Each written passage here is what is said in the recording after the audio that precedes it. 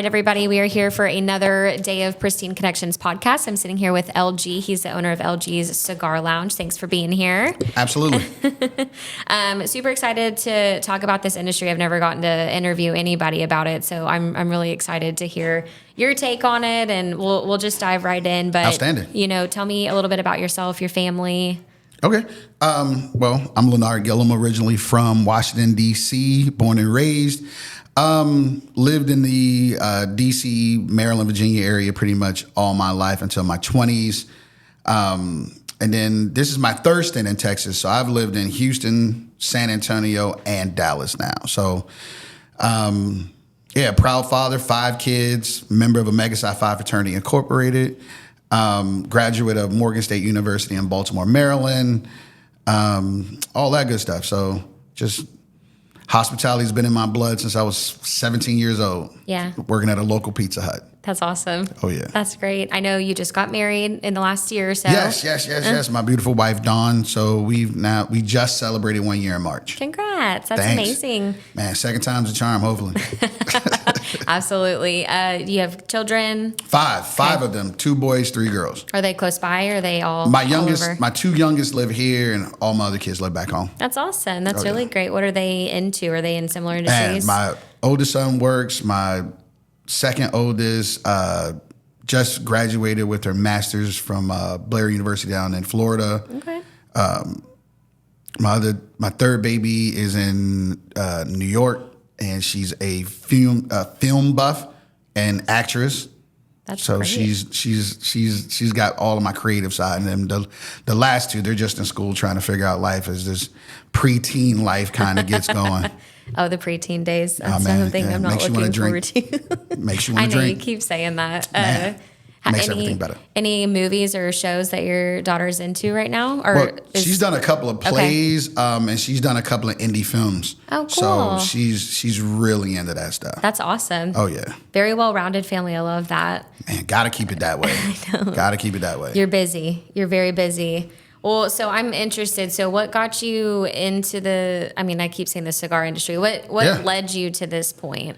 So I really started smoking cigars with my frat brothers. It was we locally went over to Elite Cigars over in Addison, and I just wanted to hang out. I didn't smoke cigars, but everybody would have a good cocktail. So when you first start, people just give you cigars. Like, here, try this. And at first I was like, oh my gosh, this is horrible. Yeah.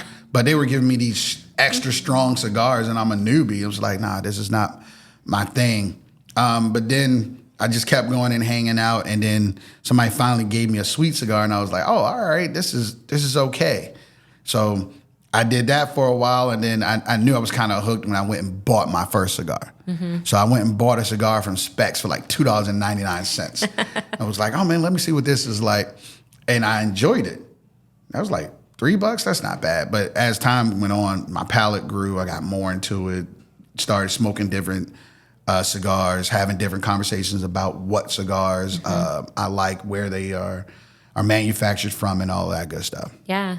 That's really interesting. So have you traveled, to different countries to pick cigars? I mean, I know that not all of them are made in America. So talk to me about that. I don't think any are made in America, if I'm not mistaken. Most of the tobacco, everybody really gets their seed from Cuba before, all of this stuff went down as far as embargoes and stuff like that.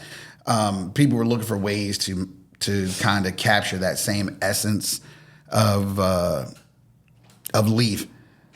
So they basically took Cuban seed from Cuba and kind of planted it in different places, Ecuador, Nicaragua, Dominican, and kind of see what it would do.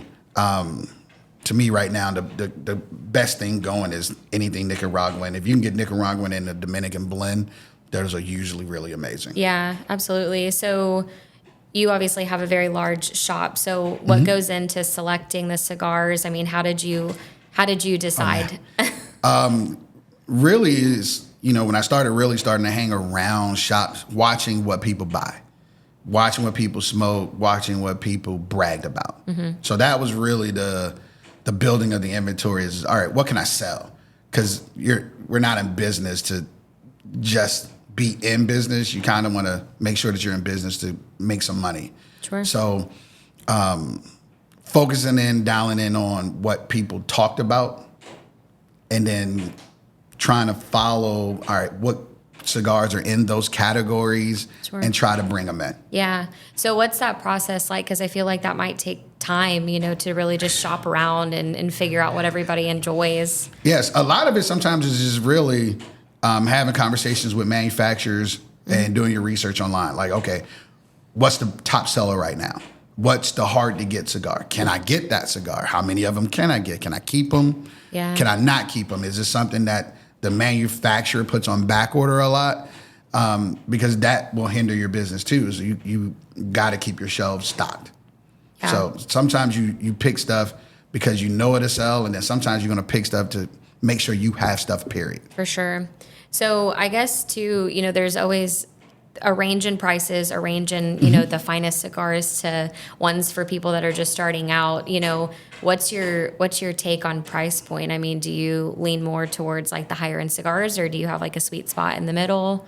So being that I started as a novice, the sweet spot for me is $8 to $12. Okay. $8 to $12, I'll take a chance on a cigar, and most novice will too. So if you walk into a shop and you're like, hey, I'm new, what do you suggest? Most people are going to offer you something between $8 and $12. Okay.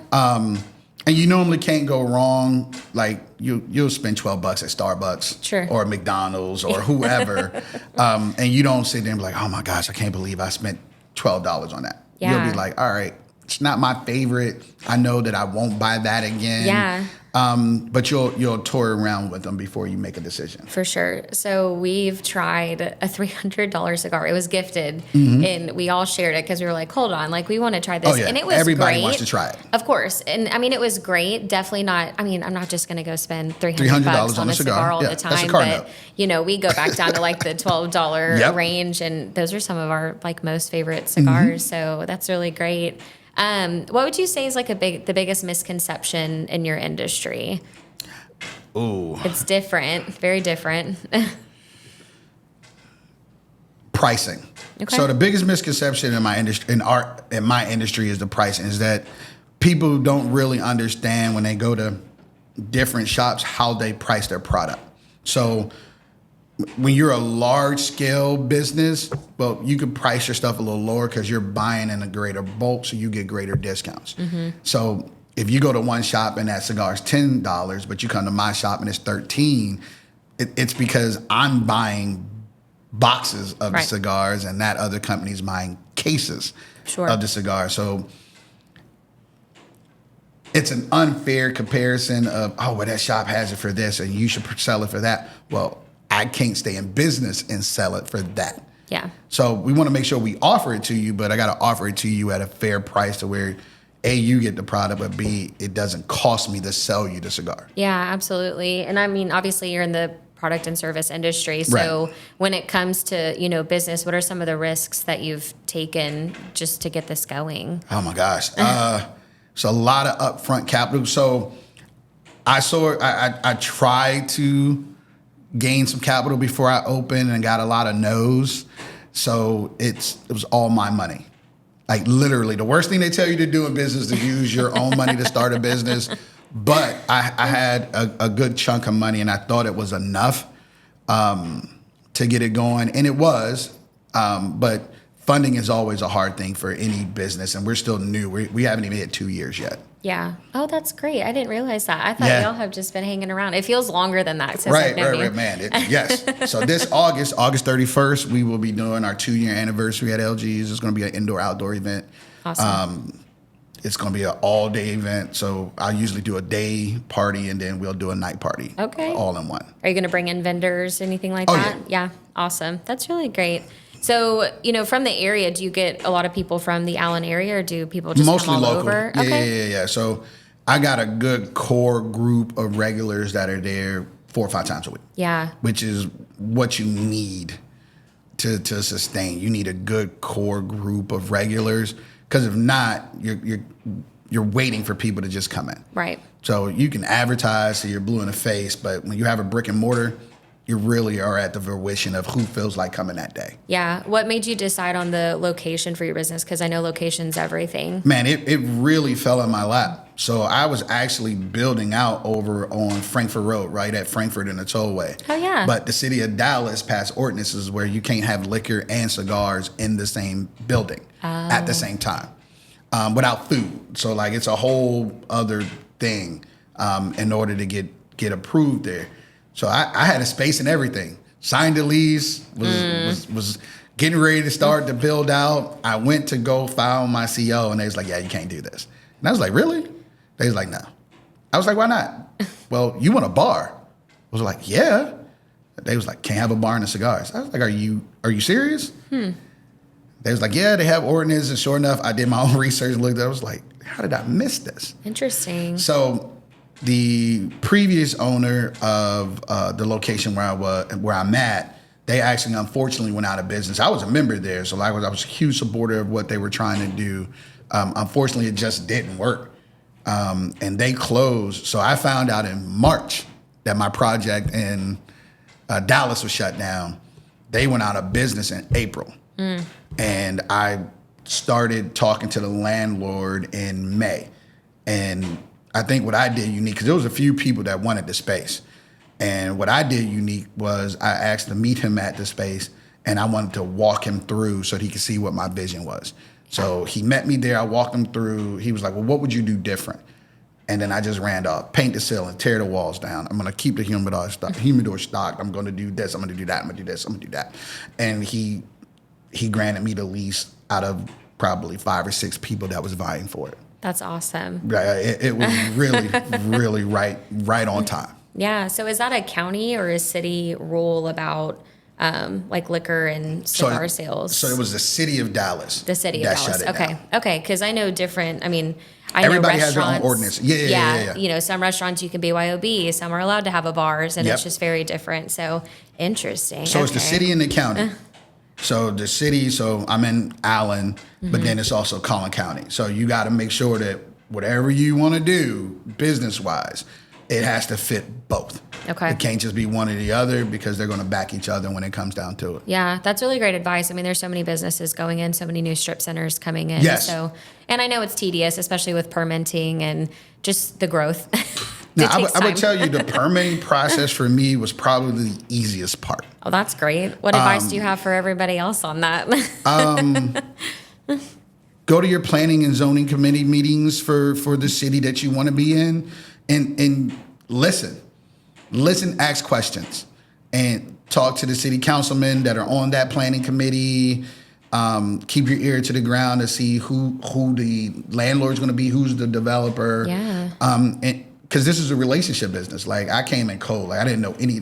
The only person I knew who is now the mayor of Allen is Blaine. And he kind of was helping me out. The owner of Two Rose Restaurants over in Allen, check him out. Great food.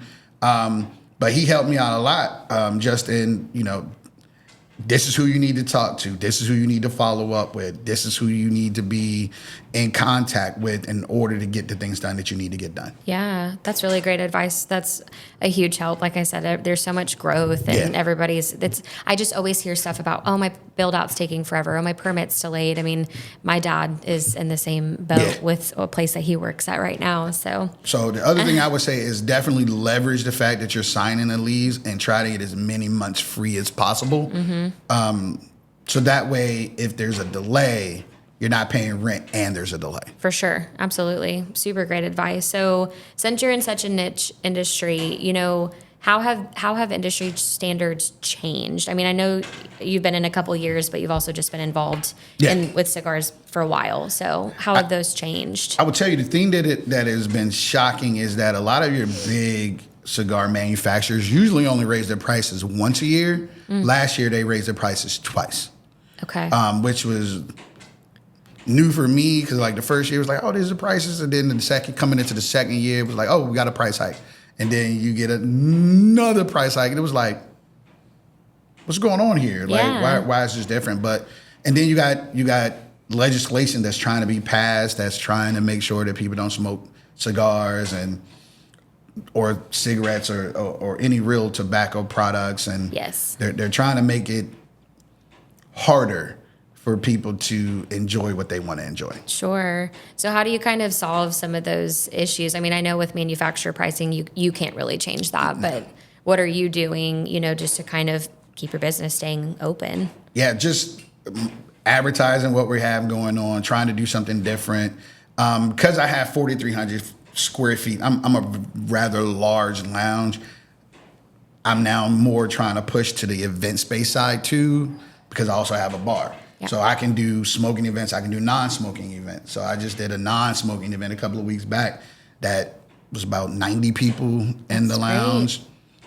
No smoking, but everybody had drinks and had a good time and had a DJ and all of that good stuff. So trying to use the event space side of it too, not just being open as the cigar lounge. Yeah, absolutely. And, you made a good point about like legislation and stuff being passed. So obviously, I mean, I think for the most part, people know the difference between regular cigarettes and cigars, but can you kind of just educate the public about the difference? Yeah, so your cigars so all tobacco have nicotine. So I know it's a lot of information flowing out there, like this has nicotine, this don't have nicotine. All tobacco has nicotine. The difference between cigars and cigarettes is that cigars, they don't do anything extra to, I guess, increase the addiction factor, whereas cigarettes have more chemicals in it, to my understanding. Okay. I'm not a chemist in no way, shape, form, or fashion.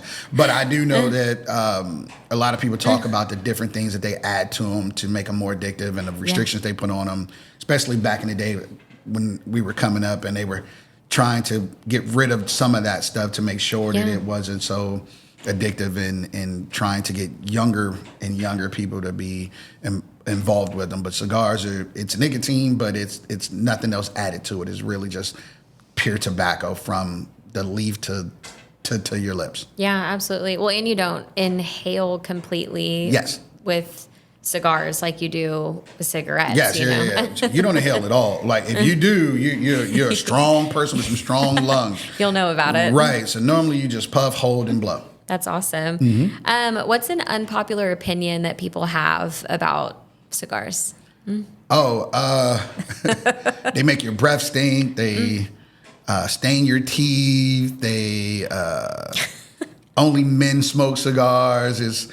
What is it? It's not feminine. Yeah. And I think that's the bigger one. And it's funny because the largest growing segment in cigar smoking is women. Yes. It's no longer men. I love that. Oh, yeah. I love that because we do. And people used to give my sister and I the dirtiest looks when we're like, oh, yeah, we're huge cigar people. And they're just like, ew, really? And I'm like, oh, my gosh, you do that? You're like, yeah. Heck yeah. But it's relaxing. It's no different than vegging out and watching your favorite TV program. Yeah. It's the same thing. Sitting on your patio or sitting in a lounge and you're just relaxing, having a conversation with good people. Yeah. Some of the best, business meetings and stuff too come out of just hanging around and just being leisure and enjoying that moment because it gives you time. I know a guy that used to say it just helps his brain kind of stop just thinking about the day-to-day of work and businesses, and it gives him time to just actually process the day, which I fully agree with. Yes, for sure. It's relaxing. It's a relaxing pastime. So say, the up and coming generation is interested in opening a business, specifically cigars, what's some advice that you would give to them?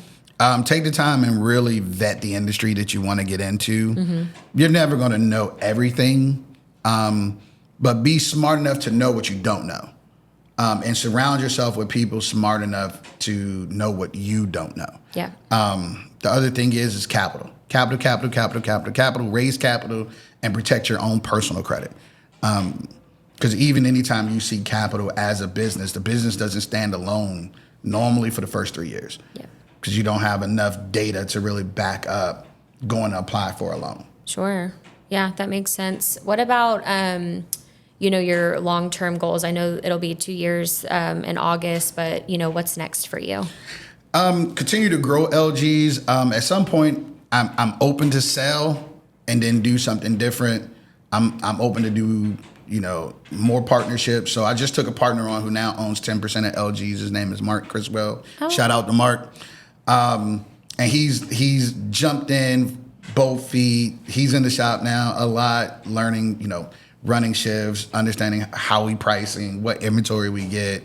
And it's something that he thoroughly enjoys. So it's good to grow in that way. Yeah. Would you ever franchise or just? Oh, definitely open to it. Okay. Definitely open to it. I don't know if I would do a bar in another location. I really think that it would probably be a BYOB spot. Okay. Now, I'm not against doing a bar, but it's a lot more staff, a lot more payroll. It's more expensive. Yeah. Especially when it comes to your cost of goods sold, because you got to buy more stuff. Absolutely. So, obviously, just getting into this industry, did you know that you wanted to be a business owner? You joked about Pizza Hut before you worked at Pizza Hut. So what got you from Pizza Hut? What were you doing in between before you decided to start this? So it's funny. Got into Pizza Hut when I was 18. I went into the military right out of high school. I knew I needed discipline. Like, I was one of those kids that was always a borderline student, but a very mischievous child. So it was like, all right, I need to kind of tone down and grow up a little bit. And I kind of just fell into hospitality. So I've been in hospitality pretty much my whole career. So from Pizza Hut to Marriott to Hilton to Darden restaurants. Like, I've worked for a Compass Group. Who else? Chartwells. I worked for Aramark for a while. Okay. Sodexo twice. And these are all heavy hitters in the hospitality industry. And really, when I worked for Marriott, it was really the eye-opener that, okay, one day I want to open a business, because I just really enjoyed the nuances of understanding what people want. Yeah. That's wow. Okay. Yeah. You have a lot of experience. That's amazing. So what upcoming events do you have? I know you mentioned briefly about your 2-year anniversary party, but what else do you normally have going on? Saturday, we have a day party to celebrate Juneteenth. So we're doing a day party from 3 to 8. It's an indoor-outdoor event. I got a DJ. We're going to have tents up. We're going to have vendors. I got She Smoke. Qatar Cottrell, I have True Variety Catering, and I'm missing someone. I think Kingpin Luxury Cigar Accessories. They're gonna kill me. I'm forgetting somebody. But that's our big event for this month. Next month we have another event coming up. Mark's in the planning stage of that now. Okay. This will be his first big event that he's planning. So I'm gonna support him any way I can with that. And then August is the anniversary. And then football season. Football season will be in full swing with football season. Monday, Sunday, and Thursday, we always do specials and all of that good stuff. Okay, awesome. So how can our followers find you? I mean, you're on social? Yes. You can't not be on social media. Right. So the website is www.lgcigarlounge.com. I'm on Instagram at lgs.cigarlounge. I'm on Facebook, LG Cigar Lounge, and we're also on TikTok, LG Cigar Lounge. So we're on all social media platforms. We do offer a 10% discount to first responders, educators, police, all military veterans. I'm a veteran myself, so we definitely take care of the military as well. And then what else?